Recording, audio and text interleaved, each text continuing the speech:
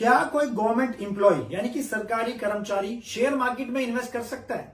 उसको future option में invest करना है, इंट्राडे करना है, डेरिवेटिव में इन्वेस्ट करना है, म्यूचुअल फंड में इन्वेस्टमेंट करनी है, या फिर शॉर्ट टर्म में इन्वेस्ट करना है, या फिर लॉन्ग टर्म में इन्वेस्ट करना है? तो गाइस आज की वीडियो में पूरा डिटेल में समझने की कोशिश करेंगे कि इसके बारे में गवर्नमेंट के रूल्स क्या कहते हैं, कि गवर्नमेंट का लॉ क्या कहता है कि कोई सरकारी कर्मचारी शेयर मार्केट में इन्वेस्ट कर सकता है या नहीं कर सकता है। और दोस्तों अगर वो कर सकता है तो क्या कोई इसकी लिमिट डिफाइन है गवर्नमेंट रूल्स के अंदर, उसके बारे में पूरा डिटेल में समझेंगे वीडियो में। और अगर आपने कोई इन्वेस्टमेंट कर दिया है तो आपको किन बातों का ध्यान रखना है। तो गाइस वीडियो होने वाली है बहुत ज्यादा इंपॉर्टेंट, इसलिए आपसे हमेशा कहता हूं कि वीडियो को पूरा देखें और स्किप ना करें।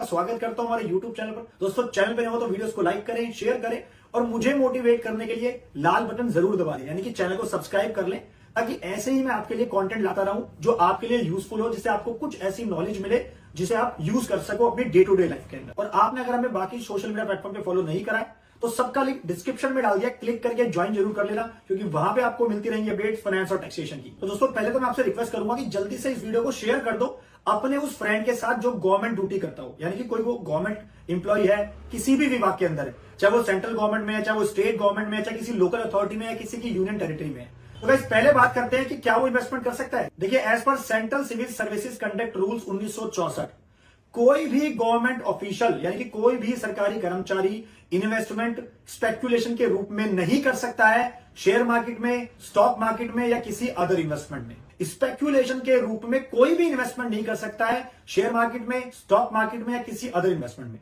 दोस्तों यहां पे जो पॉइंट है पढ़ने वाला वो क्या है? स्पेक्युलेशन। स्पेक्युलेशन का मतलब होता है सट्टा, यानी कि सट्टे के रूप में वो कोई भी इन्वेस्टमेंट नहीं कर सकता है शेयर मार्केट के अंदर या किसी और इन्वेस्टमेंट के अंदर। और दोस्तों रूल ये एक्सप्लेन करता है कि स्पेक्युलेशन का यहां पे मतलब क्या है। जैसे मैंने आपको हिंदी में समझा दिया सट्टा। इसके अलावा कहता है कि अगर आप कोई भी फ्रीक्वेंट परचेज और सेल कर रहे हैं शेयर्स की या किसी भी इन्वेस्टमेंट की, फ्रीक्वेंट सेल परचेज करते हैं, जैसे कि लोग इंट्राडे करते हैं, फ्यूचर ऑप्शन करते हैं, स्विंग ट्रेडिंग करते हैं, या फिर शॉर्ट टर्म में पैसा इन्वेस्ट करते हैं शेयर मार्केट में, तो उस केस में वो स्पेक्युलेशन की कैटेगरी में आ जाएगा, यानी कि वो सट्टे की कैटेगरी में आ जाता है। और जैसे मैंने बताया कि सट्टे के रूप में कोई भी गवर्नमेंट ऑफिशियल इन्वेस्टमेंट नहीं कर सकता है, ना ही शेयर मार्केट में, ना ही आप स्टॉक मार्केट के अंदर कर सकते हो। और अगर मैं बात करूं इंट्राडे की, फ्यूचर ऑप्शन की, दोस्तों ये सारा किसके रूप में आता है? ये सारी बिजनेस की कैटेगरी में आता है रूल के हिसाब से, यानी कि ये सब बिजनेस माना जाता है। और जो पर्सन अपनी क्या है गवर्नमेंट ड्यूटी पे है तो वो कैसे अपना साइड में बिजनेस कर सकता है, आप ये भी समझ सकते हैं। तो गवर्नमेंट कहती है भाई जब आप हमारे यहाँ पे सरकारी कर्मचारी हो तो आप अपनी ड्यूटी करो, आप अपनी ड्यूटी परफॉर्म करो, और इन बिटवीन अगर आप इंट्राडे करने की कोशिश करते हो तो उस केस में आपकी सरकारी नौकरी पे बात आ सकती है। दोस्तों शॉर्ट टर्म का मतलब यहाँ पे रूल के हिसाब से है कि आप 6 महीने के अंदर कोई भी शेयर लेके भेज देते हो। 6 महीने का टाइम यहाँ पे दिया गया है। हालांकि इनकम टैक्स लॉ के हिसाब से जो यहाँ पे शॉर्ट टर्म की कैटेगरी है उसको 12 महीने रखा गया है कि आप कोई भी शेयर लेते हो और 12 महीने तक रखते हो और 12 महीने के अंदर उसको भेज देते हो, वो शॉर्ट टर्म में आता है। लेकिन इन रूल के हिसाब से दोस्तों यहाँ पे 6 महीने का टाइम दिया गया है कि शॉर्ट टर्म किसको बोला जाएगा। अगर आप शॉर्ट टर्म में इन्वेस्टमेंट करना चाहते हैं शेयर मार्केट में तो उसको बोला जाएगा क्या? आप 6 महीने के अंदर पैसा जो है शेयर परचेज करते हो और बेच देते हो, तो उसको यहाँ पे शॉर्ट टर्म की कैटेगरी रखा गया है। इसका मतलब अगर लॉन्ग टर्म में इन्वेस्ट करना चाहते हो तो सर वो कर सकता है, बिल्कुल कर सकता है। इसका मतलब जो हमने यहाँ पे समझा कि शेयर मार्केट के अंदर सरकारी कर्मचारी पहले तो ये स्पेक्युलेशन के रूप में इन्वेस्टमेंट नहीं कर सकता। और अब आपके मन में सवाल होगा सर अगर मैं नहीं कर सकता तो क्या मैं अपने किसी फैमिली मेंबर का अकाउंट यूज करके उसके पैसे उसके मतलब अपने अकाउंट से उसमें ट्रांसफर कर दूं और फिर उससे इन्वेस्टमेंट करा दूं? तो सर ऐसा पॉसिबल है? दोस्तों ऐसा भी रूल मना करता है। रूल्स कहते हैं, सेंट्रल सिविल कंडक्ट रूल हमारे कहते हैं कि 1964 की आप ना तो खुद कर सकते हो as a government employee, government servant, ना ही आपका कोई फैमिली मेंबर कर सकता है। भाई आपकी वाइफ है, आपने वाइफ के अकाउंट में पैसे ट्रांसफर कर दिए और वहां से आपने स्टॉक पे लगा दिया, तो आप बिल्कुल भी नहीं कर सकते। कल को अगर इंक्वायरी हो सकती है तो उस केस में पूछा जा सकता है कि आपकी वाइफ से, वो कहेगी मुझे तो पता ही नहीं है कि भाई पैसे कौन से शेयर में जा रहे हैं। तो आपकी नॉलेज को वहां पे चेक किया जा सकता है, आपकी वाइफ की पूछा जा सकता है इंक्वायरी के बेसिस पे कि भाई आप इन्वेस्टमेंट तो कर रहे हो, बताओ किस बेसिस पे इन्वेस्टमेंट कर रहे हो। तो वो थोड़ी सी प्रॉब्लम आ सकती है जिसके बेसिस पे आपकी सरकारी नौकरी पे बात आ जाएगी। तो सर ये बताओ, मना तो कर दिया गवर्नमेंट ने कि रूल कहते हैं कि नहीं कर सकते, तो कर क्या सकते हैं आप ये बताओ। अगर आप लॉन्ग टर्म में कोई इन्वेस्टमेंट करना चाहते हैं, यानी कि आपने कोई शेयर आज ले लिया और 6 महीने के बाद बेच दिया, तो आप कर सकते हैं। आपने कोई शेयर आज रख लिया 4 साल के बाद बेच दिया तो कर सकते हैं। किसी का भी जैसे लॉन्ग टर्म में जो इन्वेस्टमेंट करते हैं तो आप उसको कर सकते हैं। आप म्यूचुअल फंड में इन्वेस्ट कर सकते हो एज अ सरकारी कर्मचारी, बिल्कुल दोस्तों कर सकते हैं, क्योंकि वहां पे म्यूचुअल फंड को जो कौन मैनेज करता है? म्यूचुअल फंड मैनेजर मैनेज करता है। तो आप म्यूचुअल फंड अकाउंट अपना ओपन करा के उसमें आप पैसा जो है इन्वेस्ट कर सकते हो, उसमें कोई दिक्कत नहीं है। म्यूचुअल फंड में आप अनलिमिटेड जितना पैसा इन्वेस्ट करना चाहते हो एज अ सरकारी कर्मचारी या अपने फैमिली मेंबर के थ्रू आप कर सकते हो। तो गाइस ये तो आपको समझ आ गया कि जो सैलरी पर्सन ले रहा है गवर्नमेंट एज ए एम्प्लॉई, उसकी सैलरी की इनकम है, सैलरी की इनकम के लिए वो आईटीआर 1 फाइल करेगा। आईटीआर 1 तो फाइल कर देगा, लेकिन उस केस में वो आईटीआर 4 नहीं कर सकता है, आईटीआर 3 नहीं कर सकता है, एज बिजनेस इनकम नहीं दिखा सकता है। तो इस चीज का आप ध्यान रखो कि कोई भी सरकारी कर्मचारी शेयर मार्केट के अंदर एज अ बिजनेस के रूप में, स्पेकुलेशन के रूप में पैसा नहीं लगा सकता है।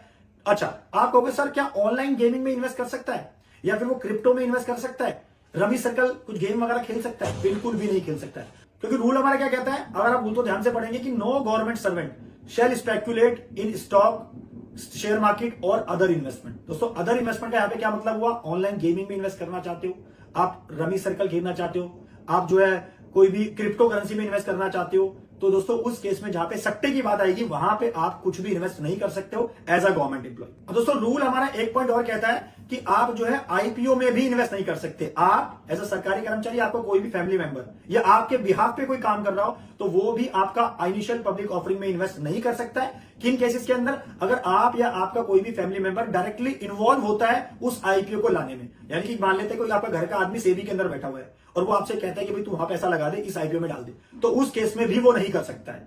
ये आपको ध्यान रखना है इन सब बातों का। अच्छा, अब आपको किन बातों का ध्यान रखना है, तो दोस्तों इसलिए आपसे कहता हूं कि वीडियो को पूरा देखो, वरना कोई भी पॉइंट निकल जाएगा तो वीडियो देखना आपका बेकार हो जाएगा।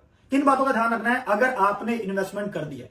क्योंकि काफी सारे लोग जो इस वीडियो को देख रहे हैं उनको पता है कि उन्होंने इन्वेस्टमेंट तो कर दी, या तो खुद कर दी गलती से, या अपनी वाइफ के अकाउंट से कर दी, अपने भाई के अकाउंट से कर दी, मम्मी के अकाउंट से, पापा के अकाउंट से पैसा लगा दिया शेयर मार्केट के अंदर। तो सर अब क्या करें, अब क्या हो सकता है? सर सोल्यूशन बताओ। देखिए पहली बात तो ये, सेबी की कोई भी ऐसी रेस्ट्रिक्शन नहीं है कि आप इन्वेस्ट नहीं कर सकते, इसका मतलब आप इन्वेस्टमेंट कर सकते हैं, पहली बात। दूसरा पॉइंट दोस्तों ये कि सरकारी इंप्लॉय जो है अपना डीमैट अकाउंट ओपन करवा सकता है। इसका मतलब आप लॉन्ग टर्म में अगर इन्वेस्ट करना चाहते हो, जैसे मैंने बताया, आप कोई भी शेयर परचेज कर रहे हो, उसको 6 महीने के बाद बेच रहे हो तो आराम से कर सकते हो, कोई दिक्कत नहीं है। शेयर मार्केट में इन्वेस्ट कर रहे हो, किस चीज के लिए मना किया गया कि आपको जो है डेरिवेटिव्स में इन्वेस्ट नहीं करना, आपको जो है इंट्राडे नहीं करना, आपको जो है फ्यूचर ऑप्शन नहीं करना, आपको क्रिप्टो में नहीं करना, आपको ऑनलाइन गेमिंग नहीं खेलनी, तो इन सब में आपको इन्वेस्ट नहीं करना है। और 14 पॉइंट दोस्तों, अगर आपका कोई फैमिली मेंबर के रूप में आप इन्वेस्टमेंट करवा रहे हो तो उस केस में आपको किन बातों का ध्यान रखना है? एक तो ये कि जो आपका फैमिली मेंबर है उसकी एजुकेशन शायद चेक की जा सकती है इंक्वायरी के रूप में, कि उसकी प्रॉपर उसको नॉलेज है। इसका मतलब है मेरी वाइफ पहले से उसके पास सर्टिफिकेशन है, या फिर वो एज अ बिजनेस स्टार्टिंग से कर रही है, उसने ट्रेडर का कोर्स कर रखा है, वो करती है, तो उस केस में वहां पे इन्वेस्टमेंट वो कर सकती है। उसका अपना सोर्स ऑफ इनकम है, यानी उसके अपने फंड से लगाने के लिए, तो वो कर सकती है। अच्छा, अब आपके मन में सवाल होगा सर अगर मैंने अब ये कर दिया तो अब करना क्या है? एक तो पहले तो ये फाइनेंशियल 23-24 चल रहा है, तो जिन लोगों ने भी इन्वेस्टमेंट कर दी है अपने अकाउंट से, अपने डीमेट अकाउंट से कर दिया, या फिर अपने वाइफ के, अपने किसी फैमिली मेंबर के से कर दिया, एफएनओ कर दिया, इंट्राडे कर दिया, तो करना क्या है दोस्तों? अब आपको एक तो प्रॉपर आईटीआर फाइल करनी है। ये गलती मत करना कि आईटीआर फाइल ना करें। एज अ गवर्नमेंट इंप्लॉय आप अपनी खुद की भी और अपनी वाइफ की भी आईटीआर फाइल करवाएं, जिसके अंदर उसको आप प्रॉपर दिखाएं कि हमारी ये फ्यूचर ओके ऑप्शन है, क्योंकि ये बिजनेस इनकम दोस्तों मानी जाती है, इंट्राडे की बिजनेस इनकम मानी जाती है। और अगर आपको ये जानना है कि कितनी लिमिट के अंदर हमें इन्वेस्ट करना चाहिए, तो दोस्तों आप इस वीडियो को देख सकते हैं। हमारी इस वीडियो का लिंक डिस्क्रिप्शन में डाल दिया है, क्लिक करके जरूर देख लेना, क्योंकि बहुत इंपॉर्टेंट वीडियो मैंने बनाई है कि क्या कोई लिमिट है अगर मुझे इन्वेस्टमेंट करनी है म्यूचुअल फंड में या शेयर मार्केट में, तो क्या लिमिट है? वीडियो दोस्तों आप रेफर कर सकते हैं। और इन केस अगर आपको कोई कंसल्टेंसी चाहिए तो आप हमारी टीम से भी बात कर सकते हैं, नीचे नंबर पे कॉल कर सकते हैं। अच्छा, आपके मन में सवाल होगा सर क्या मैं रिटायरमेंट के बाद अब मैं इन्वेस्टमेंट कर सकता हूं स्टॉक मार्केट में, अब मैं डेरिवेटिव में पैसा लगा सकता हूं, अब मैं इंट्राडे कर सकता हूं, अब मैं फ्यूचर ऑप्शन कर सकता हूं, या क्रिप्टो में कर सकता हूं? बिल्कुल आप दोस्तों कर सकते हो कि रिटायरमेंट के बाद आप क्या हुए, अब आपने government employee as a officer से छुट्टी ले लिया, अब आप सरकारी कर्मचारी नहीं रहे जितने रहने थे, तो उसके बाद इसका मतलब आप इन्वेस्टमेंट कर सकते हो। रिटायरमेंट के बाद इंट्राडे करना है, फ्यूचर ऑप्शन करना है, तो आप कुछ भी इन्वेस्टमेंट कर सकते हो। तो गाइस कुछ सारे पॉइंट थे जो मैंने आपको वीडियो में बताए। तो गाइस आशा करता हूं कि वीडियो आपको पसंद आई होगी, और मैं आपसे रिक्वेस्ट करता हूं कि दोस्तों आप अगर मुझे कुछ टॉपिक सजेस्ट करेंगे तो मैं कोशिश करूंगा उस पर वीडियो बनाने की, क्योंकि मैंने पिछले कुछ वीडियोस बनाई हैं, लोगों ने मुझे सजेस्ट करा कि सर आप इस टॉपिक पे बनाओ। तो प्लीज कमेंट करके मुझे जरूर बताना अगर आप चाहते हैं कि मैं उस टॉपिक के ऊपर कोई डिटेल वीडियो बनाऊं। और दोस्तों